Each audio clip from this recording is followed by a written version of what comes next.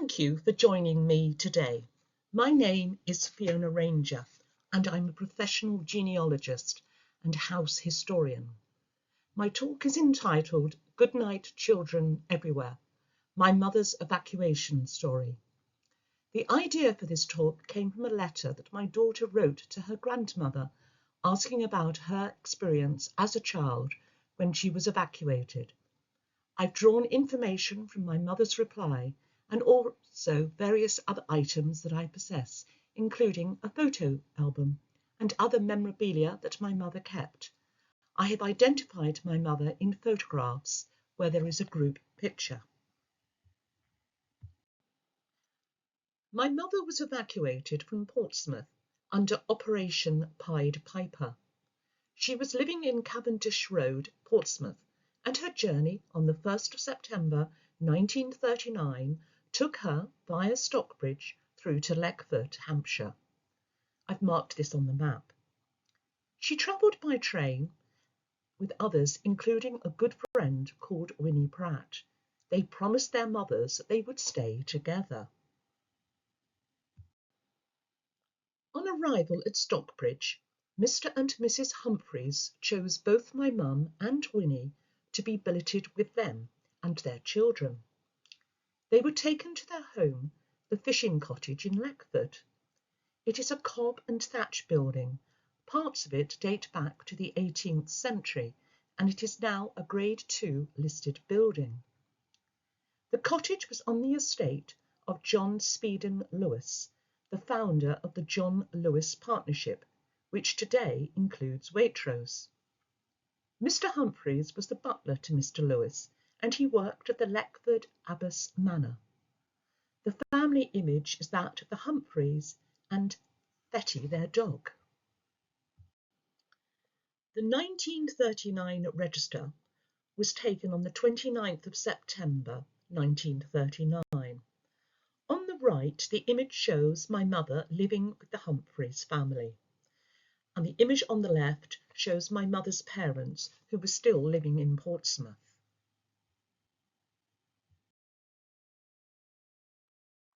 Leckford is a village in the Test Valley, and the population in 1931 was 227 people.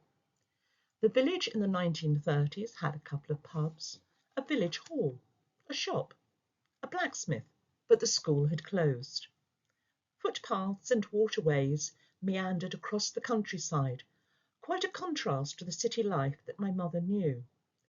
I've included two maps. The one on the left actually shows the position of the fishing cottage.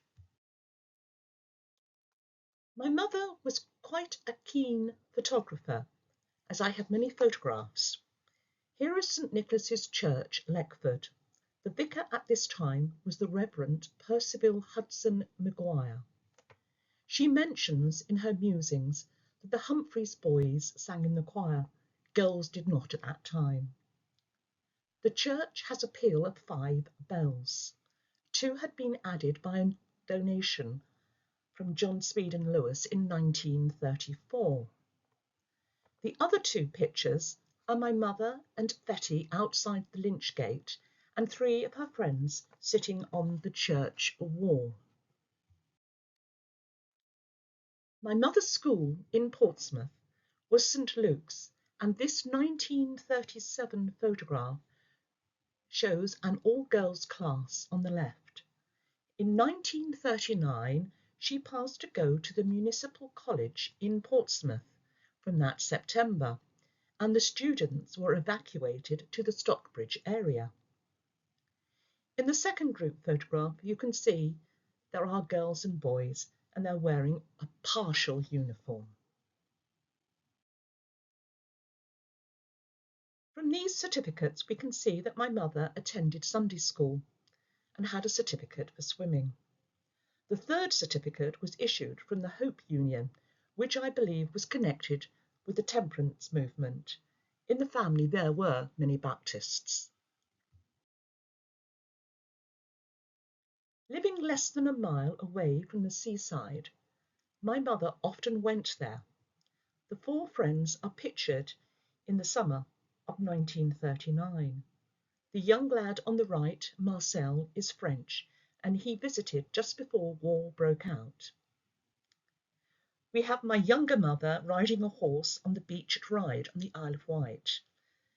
In Leckford, there was the opportunity to go riding, walking, and looking at nature. I love this extract from my mother's letter to my daughter. The radio was so important to everyone at this time.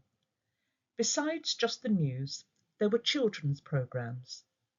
These included Children's Hour, which was presented by Uncle Mac, plus various aunties. When war was declared, the length was cut to 40 minutes, but the name didn't change. The name of this talk and the tune at the beginning is Goodnight Children Everywhere, and it was played by the BBC each evening, especially for those children who had been evacuated. The cinema was another pastime my mother enjoyed. Snow White and the Seven Dwarfs was a coloured movie that I know my mother saw. At this time, most movies were in black and white. Disney, even in those days, had memorabilia, as can be seen from the Mickey Mouse toy. During the evacuation, Leckford Village Hall may have shown films and the newsreel of the day. My mother probably would have read the Girl's Own comic. Its content was aimed more at young ladies and contained stories, keep fit, through to handicrafts, quite a contrast to the Boy's Own comic. My mum was a guide and a member of the Thrush Patrol. She mentions that she attended a rally on Southsea Common and was dressed as one of Robin Hood's merry men. I did some research and found that she was referring to the Coronation Jubilee rally on the 2nd of July 1937, when Lady Baden-Powell, the chief guide, was present. Obviously, there was time that was spent indoors. My mother was a very adept at knitting and sewing, but she was also a very good artist. I have here her painting of flowers and the Christmas card that she made for her parents on the first Christmas she was at Leckford. She had a lifelong love of pressing flowers, and these are a couple of my treasured possessions. My mum frequently drew the image of Mr. Chad at the bottom of letters, especially to her grandchildren. Originally he was drawn with "What? No sugar," but my mum would change it to what was relevant to the time. My mother enjoyed the fun of fancy dress, whatever her age. Here are a couple of examples of her in that mode. Even her dog Squibs did not escape, and I have numerous photographs of him in various modes of dress. I know that she was also a fairy godmother in a pantomime production. There were various board games, including Ludo and this Monopoly set, which I know dates back to this period. The pieces of cardboard contained in a wooden base. Cards were also a firm favourite, and I also came across a game called Evacuation. It's based on children and mothers being separated from the family. Was it similar to that card game Happy Families?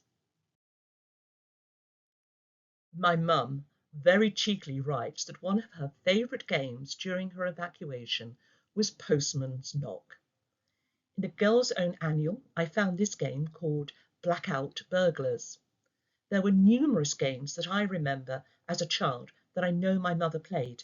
These include Kim's Game, Musical Chairs, Blind Man's Buff, Pin the Tail on the Donkey, Chinese Whispers, Pass the Dried Pea. These were often brought out at my birthday parties. There were 3 games which are and still are firm favourites within the family, and they are Consequences, Charades, and Pass the Parcel with Forfeits. My mother was an avid writer. She didn't always keep a diary, but there were times when she did. but she always loved writing her letters, especially to friends and family. Here is a postcard she wrote. Reading between the lines, I believe she was homesick. My mother was but lucky, though. She did see her family fairly frequently during her time of being evacuated, as her uncle had a car. What a wonderful resource this autograph book has been. The entries usually have a date, and some even have where the entry was made, as can be seen by the one completed by Mrs. Humphreys. The reincarnation entry says so much of the age. The image of Mickey Mouse is very similar to the toy that we saw earlier, and then we have the rather risque entry at the bottom of the page. Here is my mother, slightly younger than when she was at Leckford, having a go at cricket, which was very much a summer sport. Football in those days was as popular as it is today. Pompey won the FA Cup in 1939, and they are the team that have held the cup for the longest continuous period.